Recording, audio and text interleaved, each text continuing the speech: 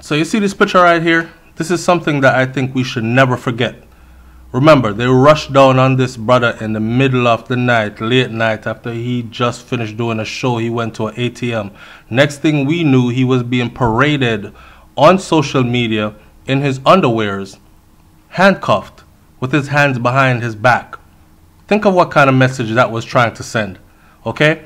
And then I think we should also never forget this as well, that all the years they kept on portraying him as some scammer or illegal activity person, all charges were dropped and he was exonerated. Remember that? Alright, welcome to SouFLoTV again, everybody. It's your host with the most, and we're going to talk about Tommy Lee Sparta right now. Alright, so before I say anything else, I will surely say this, that I honestly think that Jamaica is being left behind as far as our older generation, or those who are Christianized, churchical, or otherwise. They need to get up to speed with the rest of the world and realize that we're living in a day and age now when people that have their faces, neck, and arms tattooed are making way more money than they are, and not everyone has to go the traditional route to become a multi-millionaire. Matter of fact, most millionaires and multi-millionaires are entrepreneurs who have skills outside of what is taught in a school institution, right? I know we're looked down upon. I know they look at you as if you're some kind of a criminal and all this other stuff, and it goes hand in hand with the Christian teaching and the Bible and all this other stuff in Jamaica, but we can talk about that on another video. On this video, though, what we're going to talk about is Tommy Lee Sparta and him taking the Jamaican government to court. And I said rightfully so. Every way they get a youth and find a way to make a living, to feed themselves and them family, they design a way. It's like Beres Harmon said, every time I lift my head above water and try to save myself from drown, there's an overnight scheme all worked out, designed to keep me down. Still I'm putting up a resistance. And I encourage all the ghetto youth them to keep on putting up a resistance here. Not all of us are going to be able to afford the high society education and go to university and graduate. And plus, not all of us are designed like that from birth, to sit in a classroom and have things systematically drilled into your brain until you remember it and pass exam after exam and all this. Some people are artistic, and if you put them in a room in that environment, they feel like running. Right? But anyways, I can't talk about that again. Let's talk about this whole Tommy Lee situation here. So, as the headline says, Ernest Smith, the lawyer of Tommy Lee Sparta, says that he is moving forward with proceedings to sue the Jamaican government on behalf of his client, which of course is Tommy Lee Sparta. Right? He was the victim of the unlawful restraint of trade. People are wondering what that means, unlawful restraint of trade. Ernest Smith, top Norris attorney in Jamaica, he told the Jamaica Observer that he, Tommy Lee, was the victim of the breach of one of the most fundamental rights, which is the right to earn a living. So imagine someone locks off your right to earn a living, and you're no longer able to provide for your children, your family, can't pay your bills.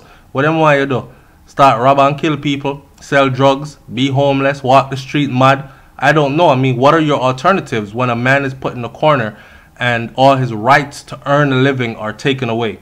Anyways, Tommy Lee Sparta, given name Leroy Russell, was freed of lottery scamming charges in the circuit court on December 20th.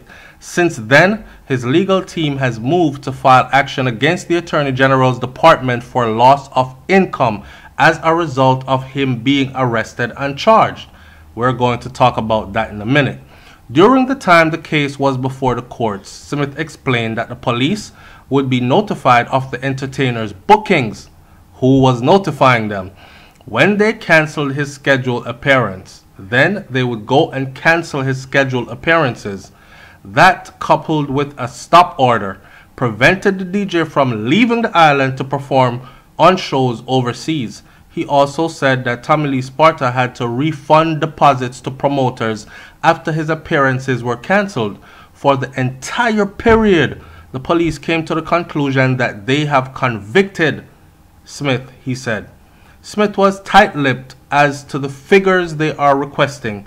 We will be calling for the government to pay millions of dollars, he stated. And SouFLoTV says rightfully so, because the artist lost millions, and if not hundreds of millions. In February 2014, Tommy Lee Sparta and 3 persons were charged suspected breaching of the law reform, fraudulent transactions, special provisions Act 2013. After police raided a house in Kingston 5 area reportedly occupied by the entertainer, the police discovered lottery scamming paraphernalia and seized a laptop belonging to the DJ after it was reportedly found with personal information of several United States residents. Tommy Lee Sparta's career is riddled with run-ins with the law, none of which he has ever been convicted for, just them running into him, as it says. In 2016, the U.S.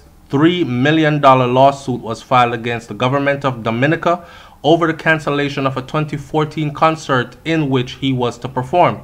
The DJ was arrested, detained in Dominica, and then deported. In 2017, former head of the St. James Police Division Senior Superintendent Marlon Nesbeth listed the artist Tommy Lee as a person of interest in crimes in sections of Flanker St. James. And you must understand that the murder rate was 1,616 that year, and a lot of them were coming out of Mobile, right? He was also listed as a person of interest by detectives from the Kingston Eastern Division for a shooting incident. Then, in June of that year, the artist was questioned and released by Elton Road Police Station about a shooting in the division. Tommy Lee is known for songs such as Soul Reaper, Psycho, Spartan Angel, Shook, and Happy Life. Now, let's put it like this. One person said this, and they said it the best. They said Tommy Lee's rights was violated many times. The police kidnapped him in the middle of the night in Kingston and took him to Montego Bay. Then they tried to hold him there indefinitely under the emergency laws. And I remember when police was threatening to shut down all the events if Tommy Lee Sparta was to appear on any of those stages. Even the police commander said to the media that Tommy Lee is a dangerous gangster without even providing any proof or evidence of this. You cannot do this. Either you find strong evidence to convict a person or you leave them the hell alone. You cannot take away a man's right to make a living. Mr. Man said it, and said it the best. Okay, now, if I was to give you the whole rundown of how this whole thing went, Tommy Lee has been fighting this for years, okay? What they would do is, first of all, they took away his passport, held it, put a stop order on it, basically. That is what I mean by take away and held. That stop order means you cannot fly outside of the country. And even when it got to the point where he was given back his travel papers, saying, okay, I have my travel papers now, I can fly out of the country. Nope. What they did was, every time he tried to do shows overseas, which means you have to coordinate with promoters overseas. So you coordinate with a promoter in, say, London, England. You have your paperwork, you're about to fly out. They send you £5,000. That £5,000 is going to cover certain expenses. It's known as a deposit. What Jamaican government would do was they would get wind of this. Don't know if them have somebody I work with them in a immigration or whatever. Of course they do. So they would get wind of this, and what they would do is they would wait until it was close to the time for the DJ to travel to go overseas and make this money, and then they would call up his case in court. Tommy Lee is to appear here and here, or Leroy Russell is to appear here and here before the courts, and if he does not show up, he will be arrested, or a warrant will be put out for his arrest. So guess what happens there? You have to miss your court date. You have to miss your show overseas. You have to now return these people £5,000 that they put down as a deposit. And guess what? Now this promoter is looking at you as someone that I cannot depend on, because you have legal troubles that stops you from being able to meet these deadlines, these dates. You must understand that overseas, when they bring in an entertainer from Jamaica, say like a Tommy Lee, a lot goes into this. You have to pay for radio spots. You have to pay for someone on the radio saying, Tommy Lee Sparta coming to town Monday night at the Megadrone. Meet you there, so and so. And then you have to put out poster, flyers, all these other things. You have to put a blast on it, have people to circulate, walk the streets, whether it's Miami, England, wherever he's going to perform. Imagine doing all that, and then the last minute, the artist is not able to show up. So they would sabotage Tommy Lee in that way for him to travel overseas. Now, when it comes to him performing in Jamaica, what they did was they went around and they told all the promoters, prominent promoters, look, if he's going to perform on your show, we're going to shut down the event. Or you need to give us notification that he's going to perform. So every single time they booked him for a show, guess what would happen? They would show up and they would shut the event down. Or they would threaten the promoter and say, if you put him on the event, we are going to shut your event down. No promoter wants to spend hundreds of thousands or millions of dollars to book artists to come to their venue, to their events, spend money on promotion and all that, and then the artist gets there and police shut your event down. So this is how, for those of you who don't understand, this is how they were taking away his right to feed his family, to earn a living, right? And people are asking, well, damn, let me tell you something. This was very embarrassing for him over the years, because even young artists like Alkaline came into the game and started taking liberties with him. You know, them young artists that come in and they don't understand what's going on with you until they get into that predicament, and they're saying stuff like, oh, you're boss, man. Boss meaning, yeah, you made it big, but then you didn't go nowhere, or you fell off. Nothing ain't going on for you. Nothing ain't going for you again, dog. You're dead. You're done.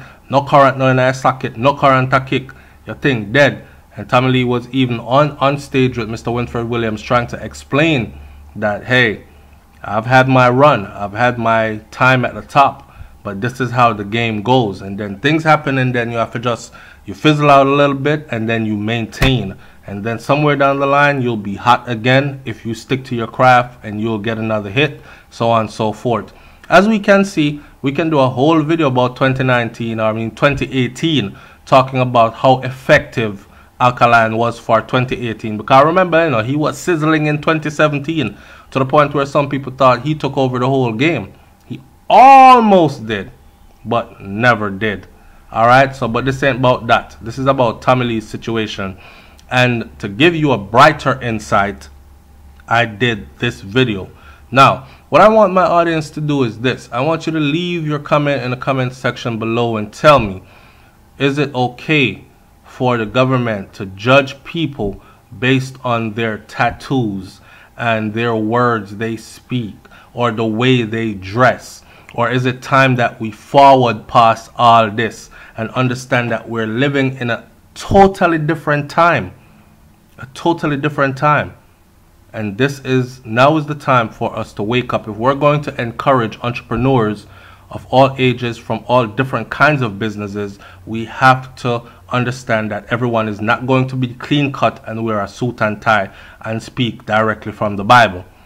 Talk to me in the comment section and let me know what you got to say about this one. Also, do you think that Tommy Lee should sue the hell out of the Jamaican government for all the years of wages that he has lost? And if he does, do you think that he deserves all the money that he is asking for? Remember, I know, look on the man face. You know this is not traditional Jamaican, okay? And you know church and state has a lot to say. It's SouFLoTV, man. I'm out. Sparta. Big up on yourself. Gaza, I would say.